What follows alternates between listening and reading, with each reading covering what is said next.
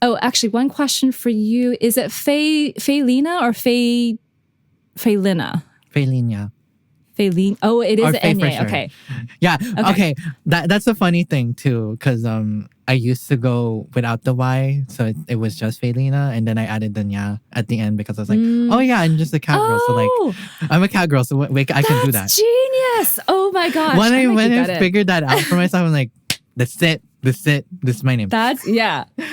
I love that. This is my LC name. That's it.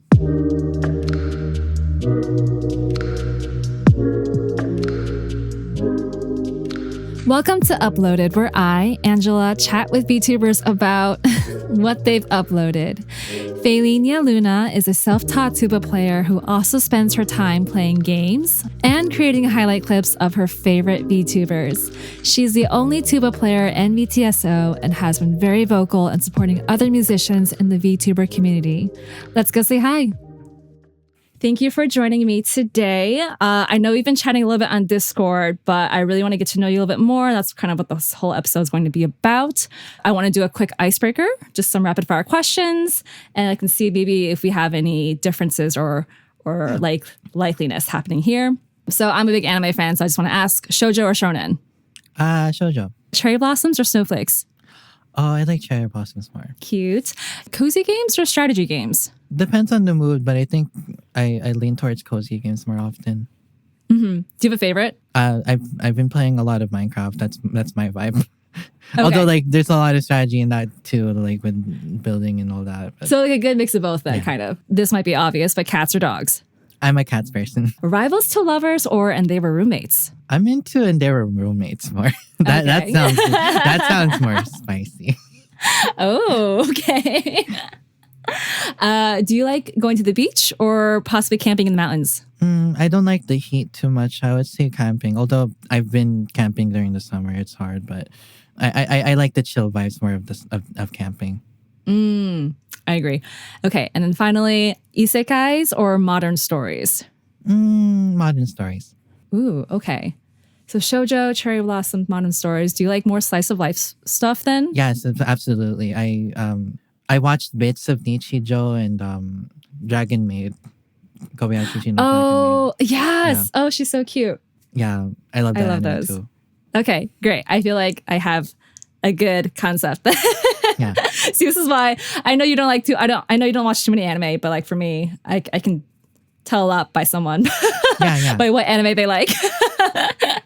Like I said, we've been discussing a little bit in preparation for this episode, and I know you also have not just an interest in some anime, but also Japanese culture.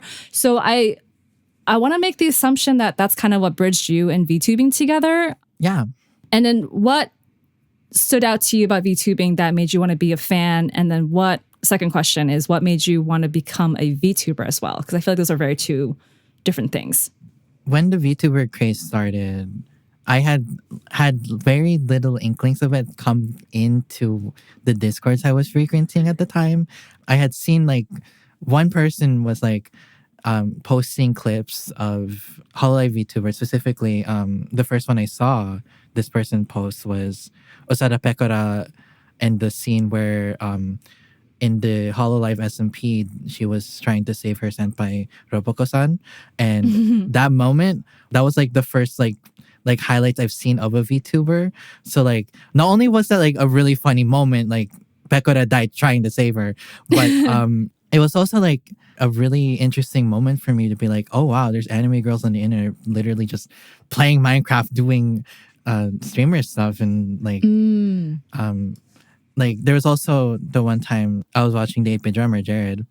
He was reacting to one of Fubuki's meme songs that they don't do them anymore because like, you know, copyright and stuff. But like back when Hololive was still small and could pull that off, they were doing whatever. It's kind of like the Wild West back then.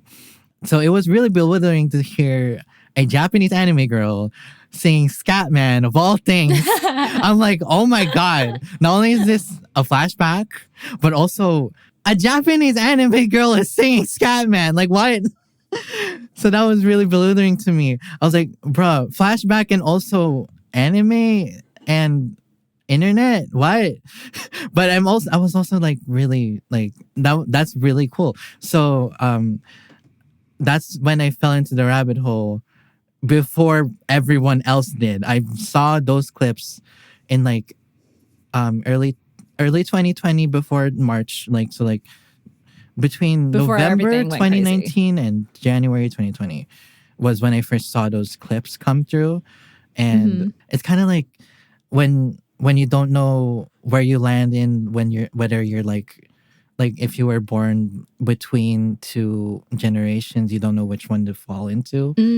I'm kind of like that, where like I can consider myself a pre VTuber boom fan because I technically was, but I didn't fall until like I would say like literally the month before February. So then what made you take the next step into then becoming a VTuber as well?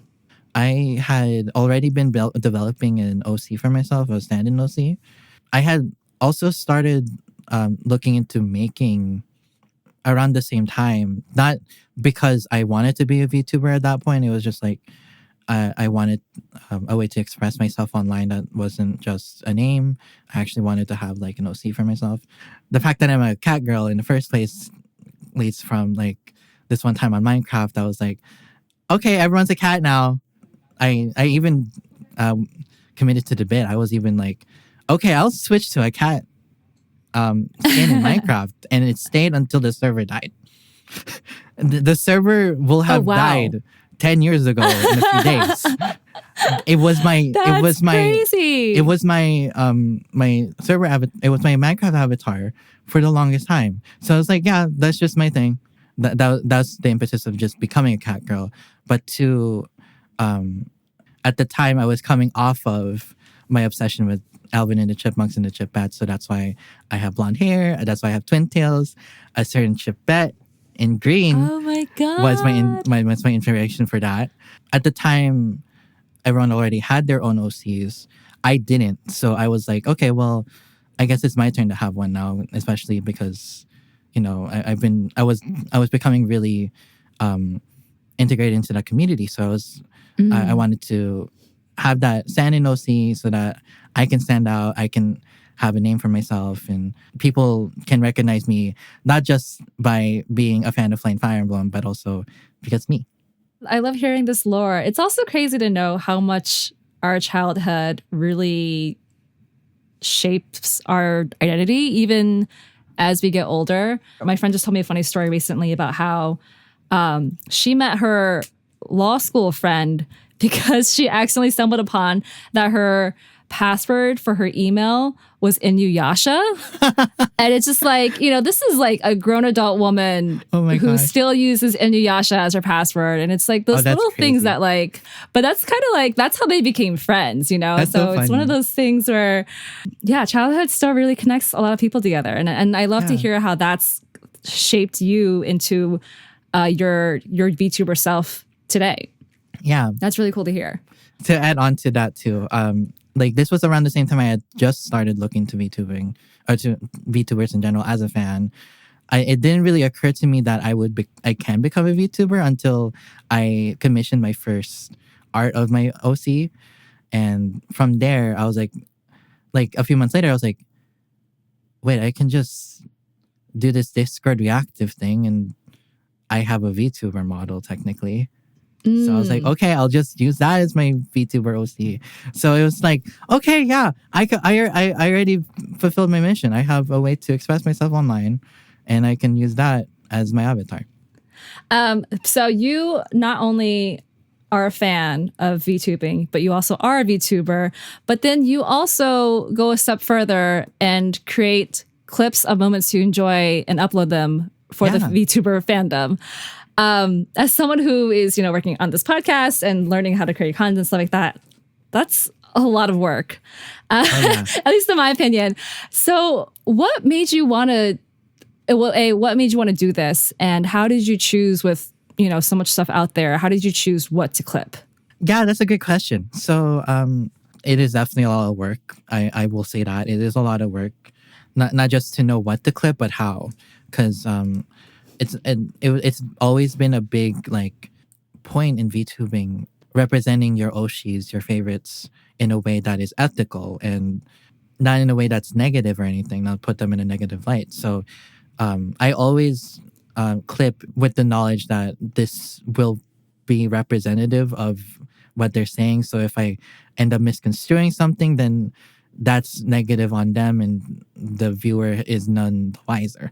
So it's important for me to not only keep it clean, but also credit where credit is due. I also make sure anything I end up using in a clip, I always credit the source, including the the stream itself, so that if people want to look back and see where it comes from, where that this is how it is in the original, and this is how I interpreted it, with the knowledge of, hey, people are going to see this, and we'll take it for fact because people are gullible a lot these days. So it's it's important to be like, yeah, ethics. Ethics are a big thing, to be like, yeah, while I want to share these moments, that's the big thing. I want to share these moments that resonate with me, but I also want to deliver it in a way that not only is ethical, but also, I guess preserves that feeling. Like, this is the 10th year of VTubing if we count Kizuna Ice debut. The space has grown so much that there's a lot to go off of. I know that it's inevitable that things will disappear, whether it's a stream because like maybe the VOD needed to be muted, so like, or like it got blocked somewhere because they sang a song that was blocked in other countries, or like something naughty happened and they had to cut everything out, even though the rest of the VOD's fine, or or something happens, one way or another. Maybe perms got lost or something. With Hololive, like they had to wipe a bunch of a lot of VODs because they didn't have proper rights to, or at least didn't have the rights written in stone. Like, your talents can play this game, okay. They didn't have that system yet, so they were like, okay, we're just gonna delete all these VODs. You don't get to see Korone playing Who Wants to Be a Millionaire Japanese version again. Sorry. Oh wow. That's one thing I wish I could go back to, but at least there's a clip.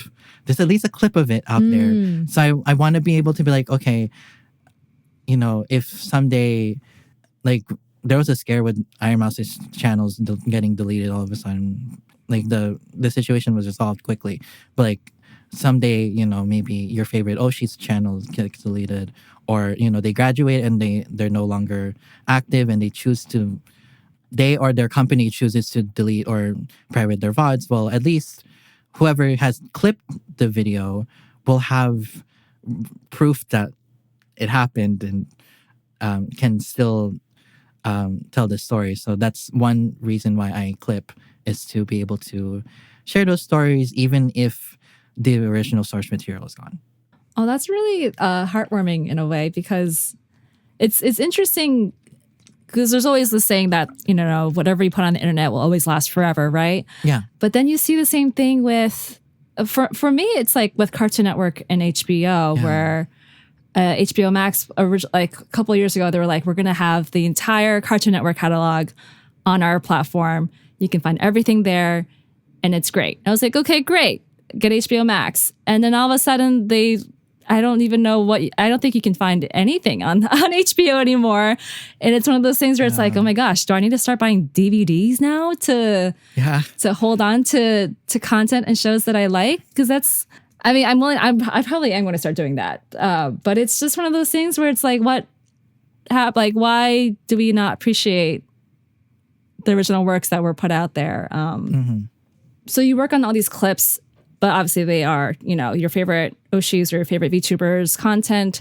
Is there anything you've learned from creating these clips that you would like to create for yourself? By and large, like, I like to clip more because like that's the main way I'm creating for myself right now, and like I'm clawing my way back into making stuff for myself now. It's really fulfilling to be able to tell these stories, relive these memories in a way that, I have a vision for how they could be edited. I watched a lot of highlight videos over the years, and I've kind of gained a little understanding of how to structure a highlights video and edit it. And like I'm not like over the top with my editing. I'm kind of actually like less on effects. I'm more um more like on sound cues and like references here and there, but it's not I have more of a light methodical style when it comes to editing that isn't over the top. Like you can watch it easily, and it focuses more on the content rather than the edits themselves. I think I have one highlight video about my first 5 months in VTSO that I edited for myself that is edited in kind of the same way as my clips. I kind of see now, like if I were to clip something from a collab from VTSO, then I would be able to be like, okay, well, I can apply the knowledge that I've gained from clipping others and put it on my own streams. Can I ask, going back to what you just mentioned about sound cues, do you have an example of what that might be?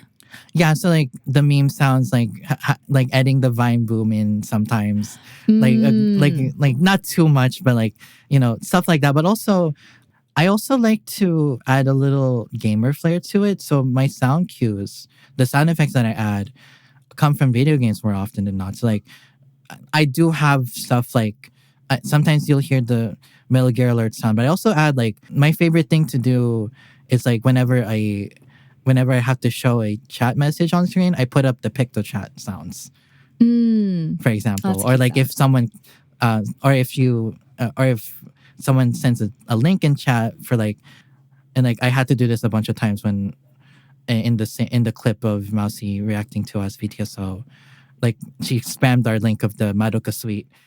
What's up, guys? It's the spammer. The spammer's here, spamming links and guys, check out this incredible symphony orchestra. Oh no! I had to copy paste the picto chat sound every like second that it comes up.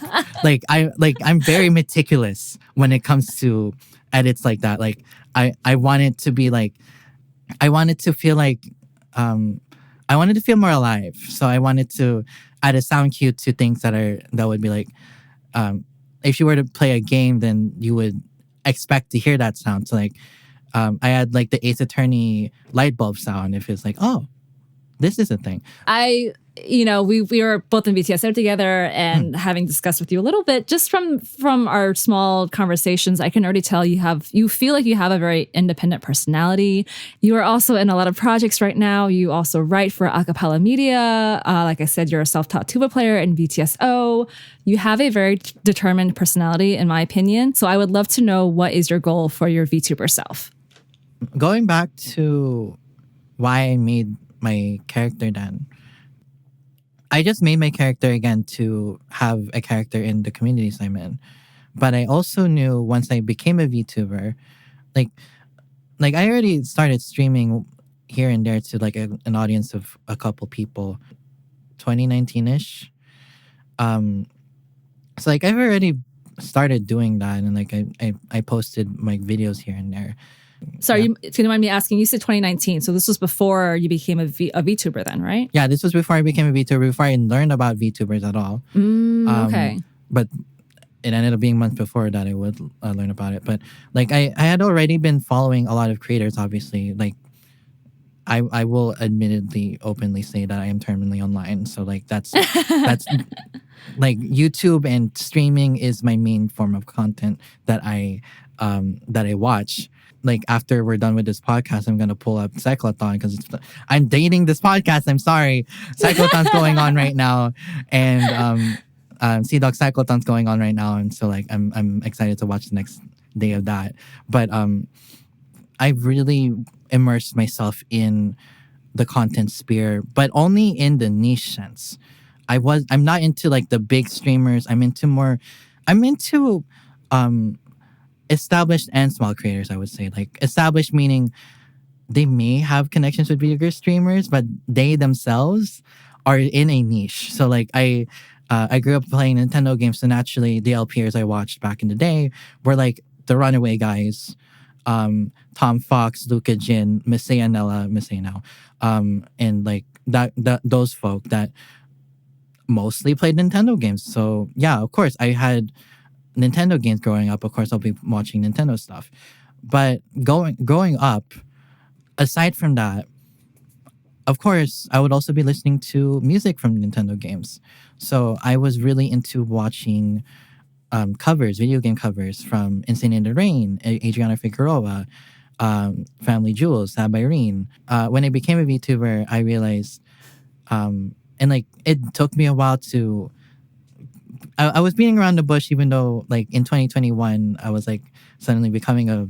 I suddenly became a VTuber by being a PNG tuber, but when I realized that, oh yeah, I can just be a VTuber, and that's how I can follow in their footsteps. So like, um, I can stream as them, play the games that I played in my childhood, as Felinia, but I could also maybe in the future do tuba covers that way. So like um, I can present myself as this character, and my face would that would be my face with those covers. When I came around to finally become a VTuber, I was like, okay, that's the main thing I want to do. I want to share my love for video games, share my love for video game music, and like you can tell that they really care about their craft. They really care. Like, yeah, this is what I grew up with. This is what I really this is why it resonated with me, and I really took that to heart when it came to me becoming a creator. I wanted to share how I resonated with those properties and why it means so much to me. If you had unlimited resources and unlimited amount of time, is there a particular game that you would love to be able to do that with right now? I guess it would be a Nintendo game if anything. But like it's Okay. if you had asked me this like 5 years ago, I would probably have been saying like Splatoon would be my main game, Splatoon 2 at the time. I was really into Splatoon back then to the point that that was my main game. I was playing that a lot. If not that, then maybe Terraria or Minecraft, like the cozy games, because it's just something you can pick up and play, and like while you're doing stuff, you can be talking about whatever, and it's just a cozy time, you know. Like I found that, and this is why I haven't streamed. I feel like I'm more of a silent gamer, so like it's I feel that. I gravitate towards those cozy games because I don't feel like I don't have to talk as much, which is kind of to the detriment of it. But like at the same time, like if I were to start over again, I would more so like not just be more open and like be less shy, but also you know, be open to like playing those types of games that don't require too much thinking. And because Splatoon and like I like Fire Emblem a lot, but like I would more so be talking like commentary on the strategy versus Right. commentary about, okay, this is what's been happening in life, you know. And I really like listening to VTubers or even regular streamers talking about their day. Creating that content as well, in a way, it at least from the way you explained it, also sounds very therapeutic to me, where you can, you know, it's not just your audience decompressing, but it's also you decompressing, which all in around sounds wonderful. Yeah, and I feel like that's how I treat my clips as well, because like what's nice about clipping is that for me is that I also get to watch how I vision it. Like I don't know if this will come off as like facetious or anything, but like I just like when like the edit is just right to the point where I will like the content enough, like I will like the clip enough to loop it. Or not loop it, but like watch it like No, a I know couple what you times mean. after it's posted. Like even if I find a mistake again and feel like, oh, I should re-upload it, but it's okay. It's okay. The rest is fine. I love it Right. anyway. So like I also like being able to see my work and be able to not only see that it's reaching the people it needs to be, because I clip very niche things like, oh, there's this VTuber that talked about what instruments they played. I'll clip that right away. Or like someone talked about VTSO. I'll clip that right away. It's not just for the memories, reliving those memories, but also to that's the point where I feel like I'm like resolved, and I feel like, yeah, I'm good. This I did something, which is rare for me. Frankly, I rarely finish things Honestly, I have a giant backlog of video games, but at least to say, yeah, I made this clip, I did this, it's out there. I can't fix it anymore, but it's out there and it's good. Your YouTube channel is literally called Faylenia's Memory Book. So what you just talked about, memories and everything, I love how you thought so carefully about, you know, your titles, your content that you clip, and how you package everything. It's really well thought out. So Yeah. it's really cool how I can hear your thought process in all of this. I chose that name because I had seen a lot of VTuber clip channels. Like they'll just name themselves so and so clip channel. But I've also seen VTuber clip channels with interesting names. I won't single out any in particular, but there was this one point in time where I was really watching a certain group of VTubers that I will not name back when they were fine. Anyway. That's all I'll say. That's all I'll say. I'm not going to say anything else. But this group of clippers had really fun names for themselves. It's not just their not just like a name they go by, but like they specifically named their clip channel a certain way, and that for one that became their identity if they come up in chat, but also like it also meant like it added that spice that was like, oh yeah, this is so and so's clip channel, or like this clipper must focus on this one VTuber or this group of VTubers, I guess. So knowing me and my endless Oshi list, I was like, I can't stick to one VTuber, even though lately I've been clipping Iron Mouse a lot. I knew that I wanted to be like, okay, this is for me. This is strictly for me, even though, you know, I'm looking to maybe take commissions someday. But like it's still something I do for myself. So in the end, it is my memory book. I'm literally showing you what is practically a digital video album of VTuber moments. So that's why I chose that name. You mentioned before how you made a video essay about your experience at BTSO. I'm pretty sure you did. But you're working on a new video essay about your experience at VTSO. So what about VTSO has inspired you to dedicate your time in creating this? It's actually going to be a two-parter. I've realized that I have a lot to say about VTSO that I would much rather talk about like specifics in one video and like a general one for the first one. If in case anyone at home hasn't been following, me and Angela are both part of VTSO, the VTuber Symphony Orchestra. We're a group of Indian corporate VTubers just making music together from all around the world. We often make our own arrangements and everything. It's been a really enriching experience. I've really enjoyed not just working with talented creators, but also growing alongside you guys because like it's been mentioned, I'm self-taught, so I'm learning as I go, not just for my own instrument, but also just the entire process of making a VTuber cover, especially remotely recording an instrument, even, which is its own can of worms that I would rather talk about in another video, which is why it's being split into two videos.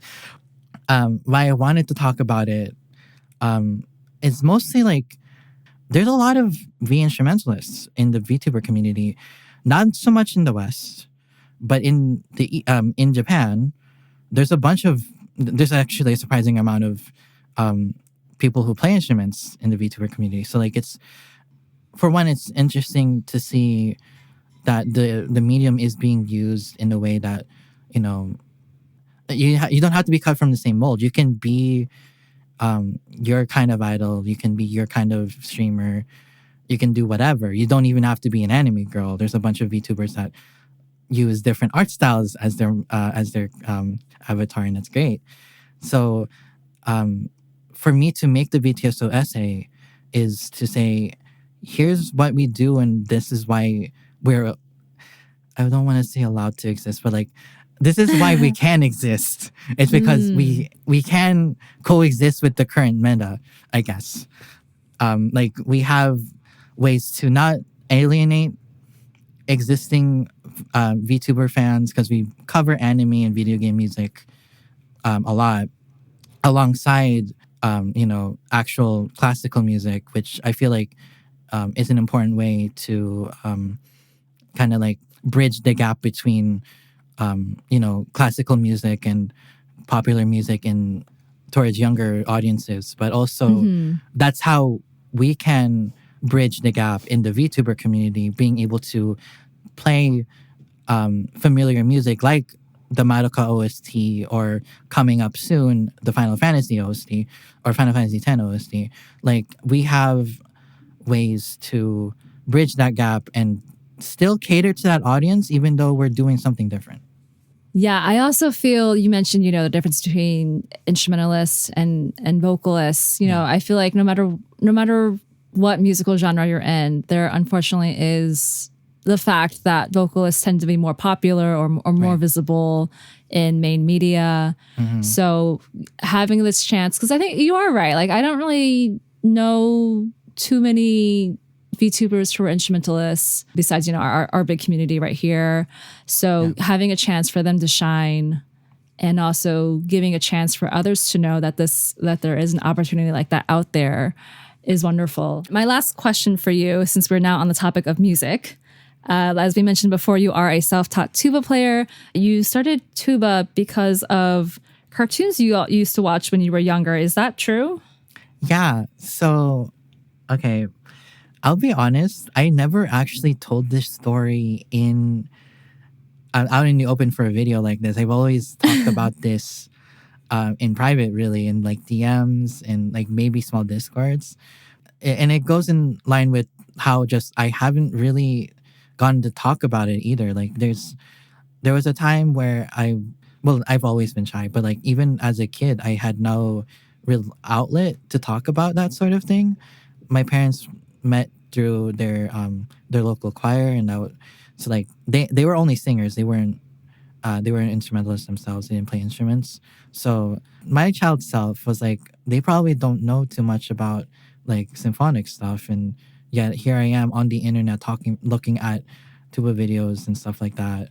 This was my obsession. I didn't know who to talk to about it, and therefore I should shut up. So, so like that was just me in my head at the time, really. But eventually, I would open up to it and be like, "Yeah, this is me." I even have the tuba on my model right now, and I'm pretty proud of it. But to actually answer the question now, though, how I got into it, back when I was very little, I was into any of the main children's networks like Disney Junior / Playhouse Disney, Noggin / Nick Jr., PBS Kids, right? Like all of that, Cartoon Network even. Like, I was watching a lot of them, not everything, but a lot of them. And what stood out to me the most out of them were the music related ones. So like, I was watching a lot of Little Einsteins. I was watching a lot of there's a bunch of others, but the one that stood out to me the most out of all of them was the Backyardigans, because that show was all musicals all the time. I remember fondly watching one episode called Polka Palace Party. This is season 1. I know it's season 1 for a fact. I was watching that episode in particular. I heard the tuba and I was like glued to the screen. Literally, I went up to the TV and was staring at the screen when I first saw that episode live on TV. And I didn't know why. I just liked it. Tyrone wasn't even my favorite character, but I just liked the tuba for some reason. And like, there were other instruments too in that episode. Like, Austin was on drums, Unique was on clarinet, and Pablo was on accordion. I know these for a fact because I am obsessed. I was obsessed with that show. I remember that shit very well. And so like it was literally about polka. Like the genre of music that they were focusing on was literally polka. That was the theme. That was the entire bit. And from that, I just came to love the tuba for whatever reason. Once I learned how to use the internet, I was looking up not just Nintendo stuff, but also stuff about music. So I was looking up stuff about the tuba, stuff about other instruments. And eventually I came to realize I just like brass instruments. I like low brass instruments. I like low wind instruments. I like bass instruments in general. So that's how I built up the knowledge that led me to actually self teach myself. Even I didn't get to use that until I picked it up over the pandemic. So like it took however long that took between me watching the Backyardigans to actually renting out the tuba to actually make use of that information.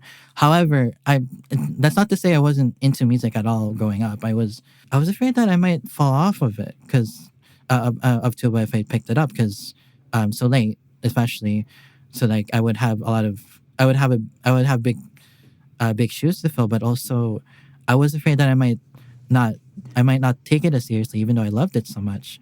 But I loved it so much that like I thought that it could go one way or another. Either I love it so much that I practice every day, or I practice it sometimes and it still goes to the sidelines and I go back to watching YouTube or something.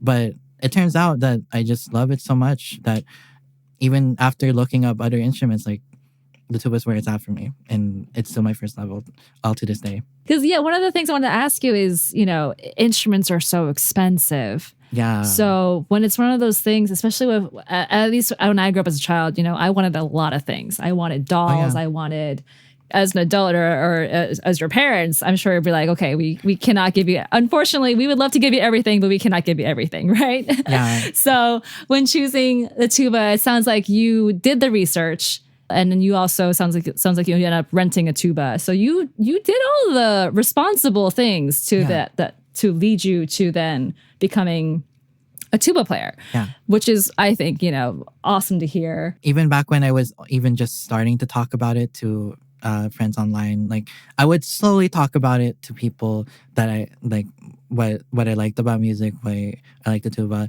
Even back then, I was already being like, yeah, like freaking just do what you want to do. If you want to get into music, if money's no barrier, then you can do it. I only got to do this because, well, I only had a music store that did tuba rentals. Like it took me a long time to find one, admittedly. But once I did, I was like, okay, well, we're doing this. And then after that, like I had already gotten even an offer from one of my tuba playing friends that like he had a beater tuba, like just an old tuba that they weren't using anymore and they wanted to get rid of it. So they were like, hey, I'm gonna give it to you to sell. Oh. Just have it, just pay for it, and you'll have it. And I'm just like, yeah, frick. And I had to wait because it was the pandemic. I didn't want to risk anything going bad and I got sick for it, or like something with shipping might have gone lost or anything. I waited at least a year to finally accept that offer, and that's still the tuba I have now, even though it's still a lot of work. I love it to bits and I've never looked back. Did you play tuba in high school or like in a marching band or anything like that? So that's the thing, right? Okay, so this contradicts my VTuber lore, but I am self-taught to the point where I only played in community bands. Okay. Like community, like if you also count VVGO, the virtual video game orchestra that I recorded covers for before Vita. So that was all my ensemble experience was recording, not just like it would eventually turn into recording remotely, but my first experience playing tuba in an ensemble was out of high school in a community band. So it was an exciting time to finally be able to, like, once the pandemic settled down, I was able to finally get out there and finally play my instrument in an ensemble. And I waited so long too because, like, the pandemic felt like forever, and like I was stuck at home playing without, like, I was kind of like noodling, but I wasn't really like preparing for anything particular. But to finally be able to be like, oh yeah, I'm in a band now, that was great. Well, the reason why I want to ask you this is because I do want to go into some React videos. And the first one is obviously from the anime Sound Euphonium. This is, based off of high school orchestra. Goto is memorable, is all I can say. Let's go ahead and play. チューバ担当の後藤です。チューバは低音でメロディーがあんまりなくて、あと重いです。終わり？はい。Okay. Very blunt character right there. How heavy is the tuba? Do you know? It depends. Like the one on my model right now is like one of the heavier ones, but like my IRL one is it's on the smaller end. That's like that's meant to be the student model sort of thing. I think it's like 15 pounds. Oh. But like they can be as heavy as 30, and that scares me. And like especially like the 15 marching sounds a lot type, already. like Oh if my you go God, to yeah. a sousaphone, they can be between 30 and 50 for the metal time, and I'm like, oh. Oh my God. And I'm trying to be more fit recently, but like if you had asked me to play sousaphone and marching band, I would probably faint. Yeah. Even though 50 I love it pounds is no so much, joke. I would have to work out more. And I wasn't. Oh, yeah. I wasn't back then. I was a couch potato. I was playing video games. I was on YouTube. I was on Twitch. I was not. My ass was not outside. I was not touching it. Okay, let's watch another clip with Goto real quick. Right here. チューバのいいところ？はい、後藤先輩前にチューバ大好きって言ってましたよね。そのあたりをぜひ葉月ちゃんにご教示いただきたく。加藤。はい。チューバの一番いいところはな。はい。チューバのいいところっていうのはな、いいところがないところだ。先輩。いいところがないのに一生懸命頑張る。ひたすらに頑張る。そこがいいんだよ。いや、それがいいんだよ。What are your thoughts on his opinion?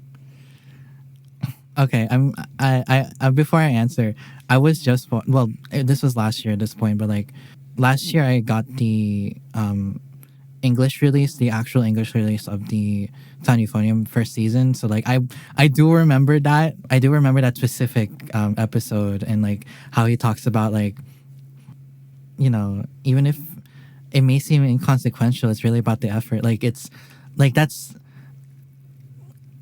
it's really Well, I think if you don't mind me cutting in, this is again, and I had such a wonderful discussion with Kobu about orchestration and composition, and he mentioned something that I never thought about, which was just like the balance in music, and how, you know, he had favorite orchestrators based off of how they thought about where instruments should be coming into the music and how that creates balance.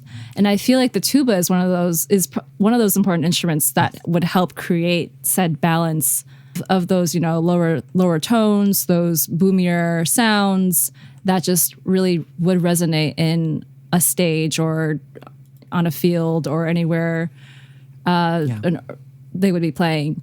And it's one of those things again where it's like, yes, it's not the violin, yes, it's not a singer, it's not going to be center stage. But I think without it, you're going to notice that something is missing. Even through my osmosis knowledge of band before I joined the band, I knew that the bass is so integral to the core of a sound.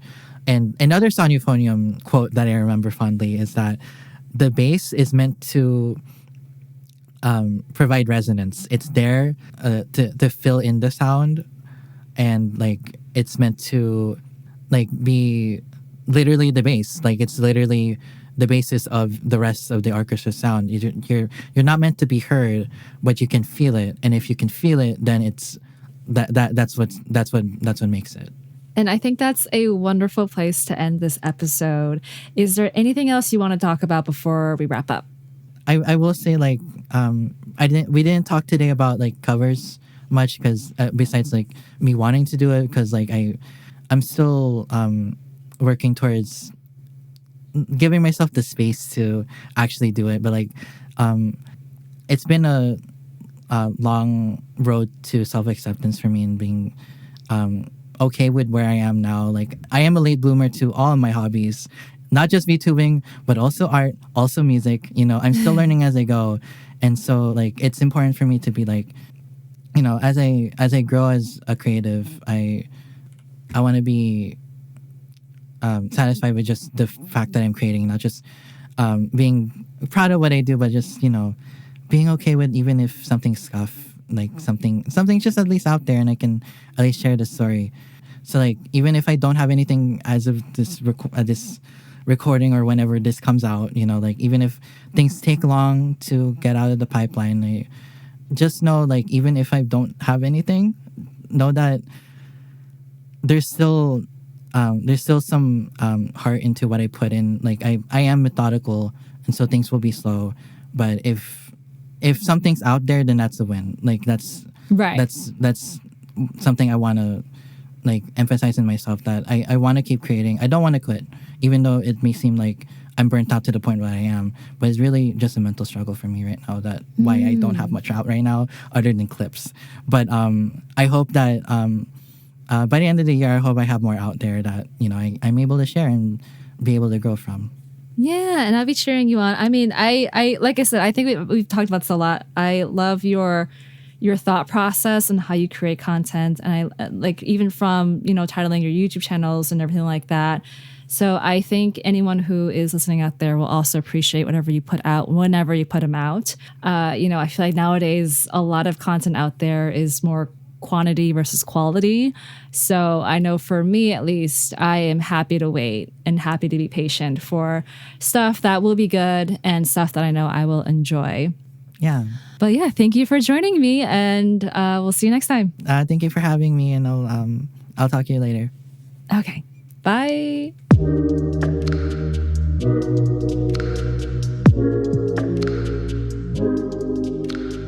Thanks for listening to Uploaded, and thank you to Faye for joining us today on this episode. If you liked our conversation, don't forget to like and subscribe, and tell me what childhood cartoon inspires you today.